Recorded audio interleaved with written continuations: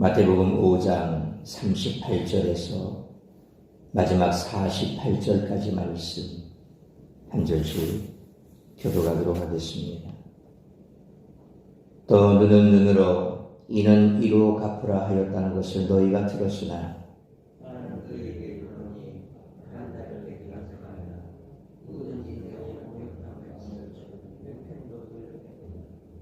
또 너를 고발하여 속옷을 가지고자 하는 자에게 겉옷까지도 가지게 하며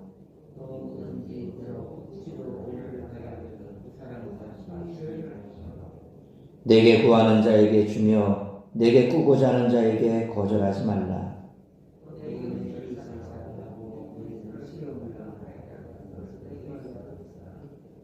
나는 너희에게 이르노니 너희 원수를 사랑하며 너희를 박해하는 자를 위하여 기도하라.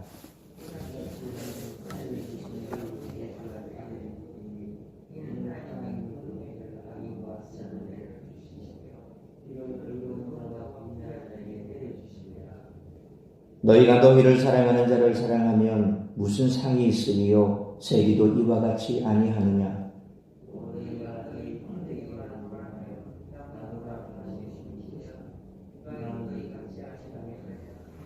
48절 같이 읽습니다. 그러므로 하늘에 계신 너희 아버지의 온전하심과 같이 너희도 온전하라. 아멘.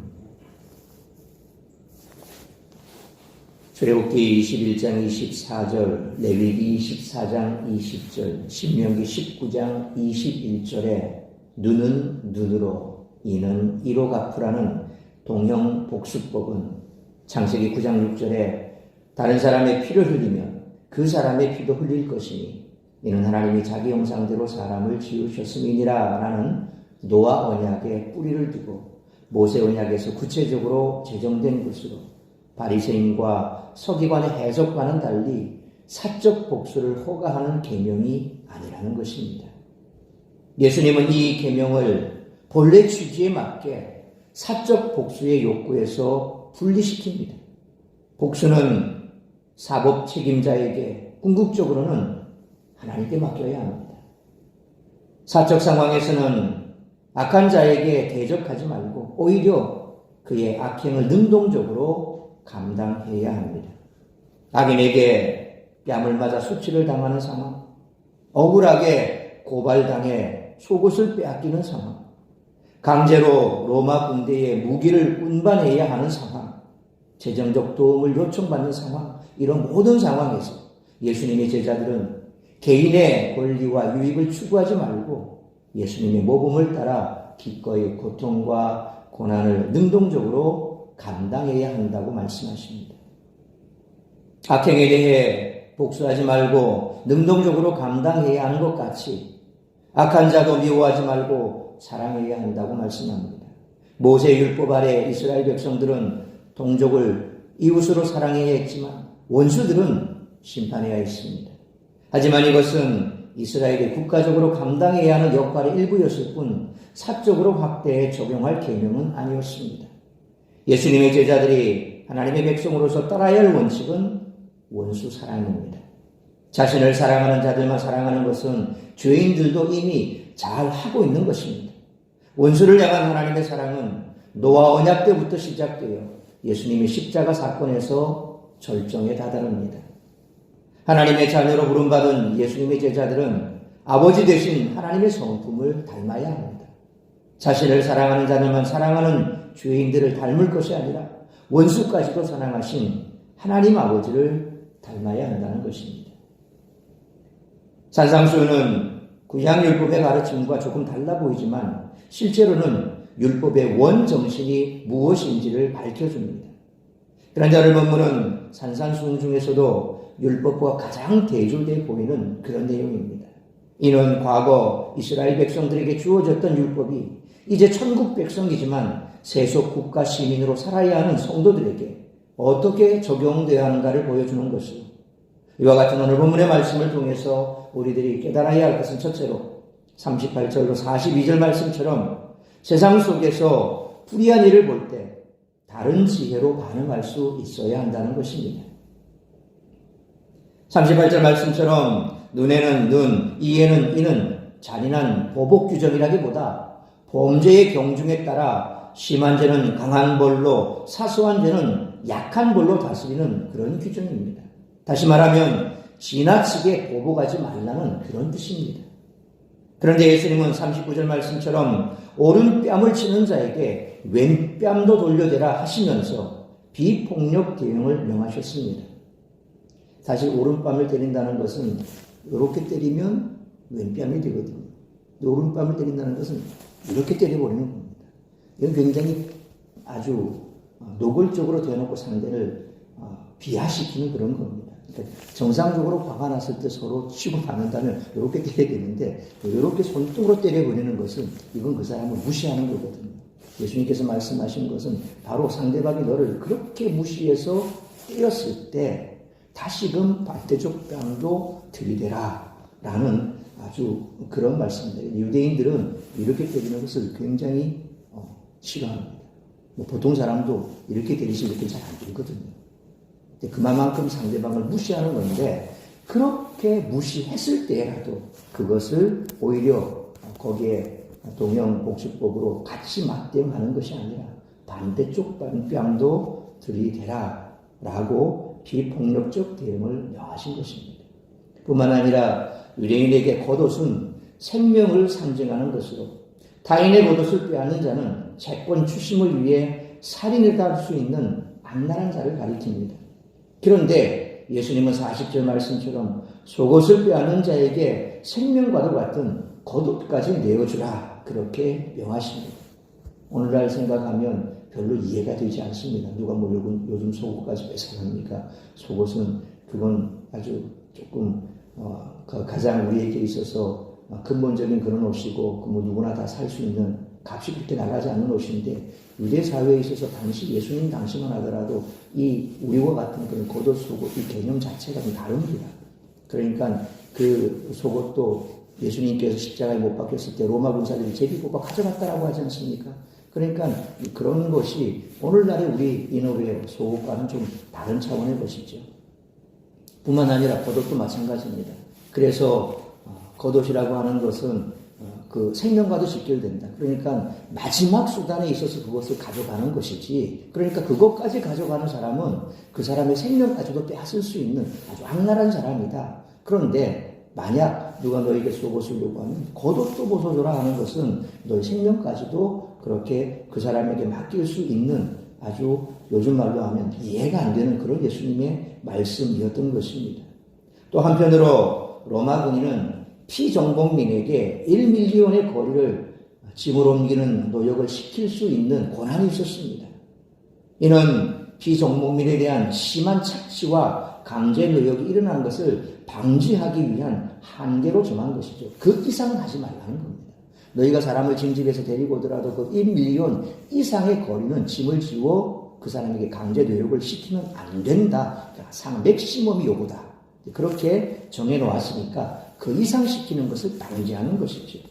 그런데 예수님은 41절 말씀처럼 로마 군인이 짐을 들고 1밀리언을 따라오라 할 경우에는 2밀리언을 같이 가라 그렇게 말씀하십니다. 뭐 오리를 가면 십리를 가라. 그런데 이제 우리하고 이 거리 단위가 조금 차이가 있는데 그런 거리였습니다. 악에 저항하지 말고 오히려 적극적으로 불의한 일을 당하라 그렇게 말씀하신 것입니다. 예수님은 또한 42절 말씀처럼 구하는 자에게 주고 꾸고자 하는 자에게 거절하지 말라 그렇게 말씀하십니다. 그렇게 할 때 오히려 그리스도인들이 세상에 신선한 충격을 줄 수 있다는 것입니다. 요즘은 이 말씀을 우리가 잘 따를 수 없는 말씀으로 생각합니다. 사실 산상수훈 말씀이 이런 말씀을 보면 너무 힘들다. 우리는 지킬 수 없다라고 딱 한계상을 지어버립니다. 그러니까 이것은 그냥 예수님께서 우리에게 마지노선으로 주신 말씀이지 이렇게 살아라고 주신 말씀은 아닐 거야 라고 우리는 생각해버립니다. 왜요? 내가 받아들이기 힘드니까. 악한 사람이 오리를 가자는데 내가 십리를 따라갈 수 있습니까? 속옷을 달라는데 겉옷을 줄 수 있습니까? 못 주는 거예요. 우리는 할 수 없는 겁니다. 그런데 예수님께서 그냥 내가 이렇게 말하는 것은 너희가 적어도 이 정도의 각오를 가지고 살아라. 그렇게 예수님께서 말씀하신 걸까요? 원수를 사랑하라 그랬는데 그 원수를 사랑할 수 없으니 원수는 아니지요, 예수님. 그건 너무한 겁니다. 그러니까 그런 마음으로 우리가 사랑을 베풀라는 그런 말씀이겠지요? 우리는 그렇게 생각해 봅니다. 과연 예수님께서 그렇게 하라고 주신 말씀일까요? 그건 아니죠. 그렇게 하라고 주신 말씀입니다. 그러니까 이런 말씀을 읽으면 굉장히 불편해집니다. 왜? 나는 하기 힘드니까. 하기 싫으니까. 아니, 하기 힘든 게 아니라 하기 싫은 겁니다. 우리는 우리 스스로가 보복하기를 좋아하죠. 내가 오른뺨을 맞았는데 그 수치심을 어떻게 내가 감당합니까? 보복해야죠. 그런 마음 우리는 다 갖고 있습니다. 그러니까 이런 말씀은 지킬 수 없는 말씀이다. 소위 천국에 가서나 해당하는 말이지 이 땅에 사는 사람 우리들에게는 해당이 없다라고 생각하지만 아니라는 겁니다. 그러니까 우리는 세상 속에서 세상 사람들이 그렇게 그리스도인이라고 칭찬하는 칭찬을 못 듣는 거죠. 그들과 똑같이 살아가는데 뭘 칭찬하겠습니까? 오히려 더 했으면 더했죠. 아는 만큼 우리가 행동하는 것이 아니라 아는 만큼 그건 제껴도 버립니다. 소위 말하면 먹물만 들어가 있지 그 먹물이 우리의 삶 가운데 나오지 않으니 오히려 세상을 더 시커멓게 만들어버리는 겁니다. 우리는 그것을 치우고 닦아내야 될 사람들인데 오히려 거기다 같이 뿌려버리니까 우리가 욕을 먹는 거죠. 산상수훈은 지킬 수 없는 말씀을 지키라고 강요한 것이 아니라 나는 못하지만 내가 할 수 있는 방법이 있다는 겁니다. 나를 지워버리고 하나님, 성령님을 앞세워버리면 그건 또 가능해지는 겁니다. 그 다음에 있어서 하나님께서 책임져 주시는 거죠. 내가 당한 그 모욕 이상으로 그들이 승리한 것 같지만 돌아서서 결과를 보면 그들이 내 앞에 무릎 꿇는 날이 온다는 겁니다. 내가 그들 앞에 무릎 꿇는 것 같아서 굴욕적이지만 그러나 결코 그것은 아닙니다. 악을 선으로 갚아라는 말씀이 우리가 이해가 되지 않는 것이 아니라 이해는 되지만 할 수 없어서 안 하는 것이지만 결국 내가 하려고 하니까 못하는 거죠. 그러나 성령께서 하게 하시면 가능하다는 것입니다. 그러므로 세속적 가치관이 지배하고 있는 이 세상을 살아가면서 불의한 일을 볼 때마다 주님의 말씀을 기억하고 세상과 다른 지혜로 반응할 수 있는 우리 모두가 되시기를 축원합니다. 두 번째로 43절로 48절 말씀처럼 성령의 능력으로 하나님 사랑을 실천하며 살아야 한다는 것입니다. 당시 유대인들은 구약에 명시된 하나님의 약속을 근거로 이스라엘의 대적과 원수들을 물리치고 독립을 이루어 자유당조를 세우는 것이 하나님의 뜻이라고 생각을 했습니다. 그러나 참된 하나님의 나라는 폭력으로 다른 나라들을 정복하는 그런 나라가 아닙니다. 예수님은 오히려 44절 말씀처럼 너희 원수를 사랑하고 너희를 박해하는 자를 위하여 기도하라 가르치십니다. 유대인들에게는 유래를 찾아볼 수 없는 혁명적인 그런 가르침입니다. 예수님은 제자들이 이런 사랑을 실천해야 하는 근거로 45절 말씀처럼 하나님의 일반 은총을 제시하십니다. 그리고 48절 말씀에 하나님의 온전하심이라는 46절로 47절 말씀처럼 곧 자신을 예배하는 자들만 사랑하는 것이 아니라 원수된 자들까지 사랑하시고 구원하시기를 원하시는 그런 하나님의 마음을 가르칩니다. 예수님은 레위기 19장 2절에 너희는 거룩하라 이는 나 여호와 너희 하나님이 거룩함이니라 라는 말씀을 이제 온전하라 라는 단어로 전용해서 선포하심으로 모든 사람을 용납하고 사랑하는 온전한 백성이 하나님 나라에 합당한 자임을 말씀하신다는 것입니다. 세상 국가는 폭력으로 세워지지만 하나님 나라는 사랑으로 세워진다는 것입니다. 사람들은 이것이 어떻게 가능하겠느냐라고 코웃음치겠지만 실제로 하나님은 십자가의 복음, 자신을 내어주신 사랑으로 온 세상을 정복했습니다. 나폴레옹이 칼과 군사력으로 세상을 정복했죠. 근데 결국 그는 유배를 갔습니다. 유배 가서 생각해보니 자기가 이룬 것은 아무것도 없습니다. 칼과 폭력으로 그렇게 많은 나라를 정복하고 또 정복자로서 그렇게 힘을 가시했지만 결국 자신의 말로는 비참한 감옥 생활이었죠. 그러면서 내가 총과 칼로 세상을 정복한 데 했지만 그건 아니었다. 그러나 예수는 사랑으로 세상을 정복했다. 그렇습니다. 우리가 오늘 본문의 말씀 속에서도 그 원리가 그것 아닙니까? 내 힘으로 내 능력으로 뭔가를 해보자고 하지만 결국 얻는 것은 아무것도 없습니다. 우리가 낮아지고 죽어지고 하나님의 미랄이 되는 것, 그것이 바로 우리가 승리하는 비결이라는 것입니다. 예수 믿는 사람의 승리의 비결은 같이 맞대응해서 힘으로 제약하고 힘을 키워서 그 사람을 꺾어버리는 것이 이기는 것이 아닙니다. 오히려 우리를 죽여버리면 그는 자기가 승리한 것 같지만 오히려 하나님께서 우리를 승리자로 세워주신다는 것입니다. 그게 바로 사랑의 원리라는 거죠. 사랑은 모든 것을 다 덮어버릴 수 있는 힘이 있습니다. 그래서 우리 인체로 치자면 우리는 백혈구 같은 그런 사람입니다. 사실상 백혈구는 평소에는 그렇게 큰 힘을 발휘하지 못합니다만 우리 몸속에 나쁜 세포가 들어오면, 병균이 들어오면 그 백혈구가 그걸 감싸서 자신도 죽고 같이 죽습니다. 그렇게 해서 우리 몸을 건강하게 만들어내는 거죠. 이게 또 너무 많아져 버리면 또 문제가 되는 거고, 너무 없어지면 또 문제가 되고. 그래서 적절하게 균형을 이루어야 되는데, 우리가 세상을 살아가면서 이처럼 하나님의 말씀대로 잘 살아가면 균형 있게 잘 살 수 있습니다. 그런데 그런 말씀의 능력이 사라지면 결국 병든 신앙인이 되어버립니다. 말씀대로 살고자 하지 않으면 결국 그것이 암세포가 돼서 몸을 망가뜨리는 것처럼 자기만 살고자 하면 그게 암세포가 되어버리죠. 우리가 세상 속에서 백혈구가 되어야 되는데 나만 살겠다고 하니까 예수 믿는 사람이 세상 속에서 암세포가 되어버리는 겁니다. 사람들이 싫어하게 돼요. 예수쟁이 그러면 다 싫어합니다. 그런데 우리가 백혈구 같은 존재가 되어버리면 세상 사람들은 우리를 사랑하게 되어 있다는 것이죠. 건강하게 된다는 겁니다. 세상의 건강의 바로미터는 바로 예수 믿는 사람의 삶의 모습입니다. 우리가 제대로 살면 세상은 건강해집니다. 그러나 우리가 제대로 살지 못하면 중세와 같이 어두운 암흑기가 되어버립니다.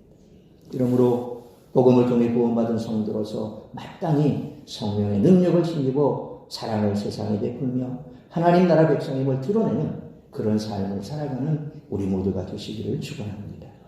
사랑하는 성도 여러분, 예수님은 소극적으로 죄 짓지 않은 것에 만족하지 말고 적극적으로 사랑을 실천함으로 의를 성취하라고 가르치십니다. 예수님의 제자는 성령의 능력으로 자신의 죄성을 죽이고 예수님의 마음을 본받아 그 길을 따르기로 결단한 사람입니다. 우리 모두 두려움을 떨치고 그 길로 한 걸음 내딛기를 원합니다. 그러므로 이 땅에 살고 있으나 영원한 생명을 소유한 천국 시민으로서 천국의 법을 따라 하나님의 온전하심과 같이 온전한 백성으로 성령의 능력을 힘입어 하나님의 사랑을 세상에 베풀며 하나님 나라 백성을 드러내는 그런 삶을 살아가는 우리 모두가 되시기를 주님의 이름으로 축원합니다. 기도하겠습니다. 거룩하신 아버지 하나님, 은혜와 사랑을 감사합니다. 오늘 말씀 우리의 가슴에 새기기를 원합니다. 그리고 그 말씀이 내 삶의 현장 속에서 살아있는 말씀이 될 수 있기를 원합니다. 내 뜻대로 내가 원하는 대로 살아가는 것이 행복이요, 또한 그것이 세상 가운데 나를 드러내고 또한 인정받는 방법이라고 세상은 생각합니다. 그러나 그렇지가 않습니다. 하늘의 미랄이 떨어져 땅에 썩어져야 죽어져야 많은 열매를 맺는다고 했습니다. 그것이 성경의 원리요 하나님 나라의 원리입니다. 내가 죽어야 생명을 얻을 수 있습니다. 죽어야 생명을 얻는데 내가 살아있으니 생명을 얻을 수가 없고 이 땅 가운데 하나님의 말씀대로 지켜 순행하면 손해보는 것 같지만 그래서 우리는 손해보기 싫어서 말씀대로 지켜 순행하지 않고 말씀을 몰라서가 아니라 알지만 그 말씀대로 살지 않으니 우리는 세상 가운데 생명을 얻지 못하는 우리와 똑같이 세상과 똑같이 죽어있는 자로 이 땅을 살아가는지도 모릅니다. 오늘 다시 한번 우리의 삶이 어떠한지를 돌아보고 하나님의 말씀대로 지켜 준행하며 사랑의 법을 실천하며 살아가는 우리 모두가 되게 하여 주옵소서. 순간순간 말씀이 나를 이끌게 하시고 성령의 인도하심을 쫓아 살아간다면 우리는 얼마든지 말씀대로 살아갈 수가 있습니다. 내가 하는 것이 아니라 성령의 인도함을 받고 내가 드러나는 것이 아니라 하나님이 드러나면 우리는 승리할 수 있고 주님의 말씀대로 살아갈 수가 있습니다. 오늘 이 한날도 그런 삶을 살아갈 수 있도록 말씀에 지배당한 삶을 살아가는 우리 모두가 될 수 있도록 성령으로 충만케 하여 주시옵소서. 이 모든 말씀 우리 주 예수 그리스도 이름으로 기도하옵나이다. 아멘.